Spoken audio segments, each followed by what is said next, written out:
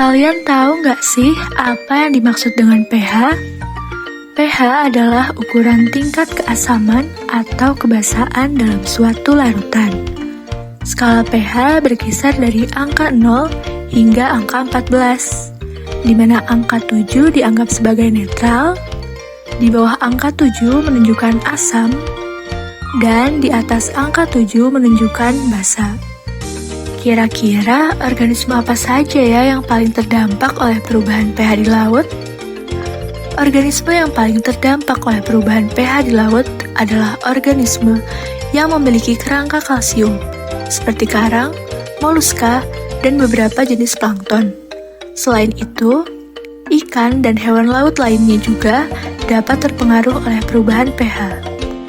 Nilai pH di laut umumnya berkisar antara 7 hingga 8, atau bersifat basa. Nilai pH akan naik karena adanya proses fotosintesis yang dapat meningkatkan kadar oksigen. Sedangkan nilai pH akan turun jika karbon dioksida mengalami peningkatan.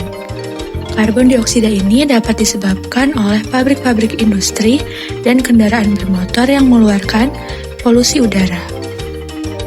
Apa saja sih alat yang bisa digunakan untuk mengukur pH di laut?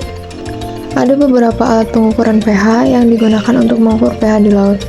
Beberapa alat umum meliputi: yang pertama, pH meter.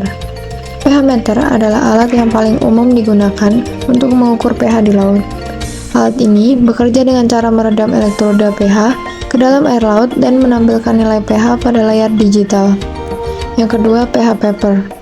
Kertas khusus yang dapat berubah warna tergantung pada pH larutan yang diuji. Meskipun kurang presisi dibandingkan dengan pH meter, ini merupakan alat yang sederhana dan mudah digunakan. Di dalam ekosistem global kita, keseimbangan pH sangat penting. Sistem karbonat yang ada di dalam laut adalah salah satu elemen penting yang mempengaruhi pH di lautan kita. Saat CO2 dari atmosfer terlarut dalam air laut, maka akan berubah menjadi ion karbonat dan bikarbonat. Hal ini berfungsi untuk menjaga keseimbangan asam basa di lautan kita. pH laut yang stabil sangat penting bagi kehidupan laut dan kita sebagai manusia. Mari bersama-sama menjaga keseimbangan pH di laut kita. Dengan menjaga pH laut dalam keseimbangan, kita melindungi kehidupan laut yang beragam dan menjaga keseimbangan ekosistem bawah laut. Ini adalah langkah penting dalam pelestarian lautan yang luar biasa dan kelangsungan hidup semua makhluk laut. Langkah lain yang dapat digunakan untuk menjaga pH tetap stabil adalah dengan menggunakan transportasi umum.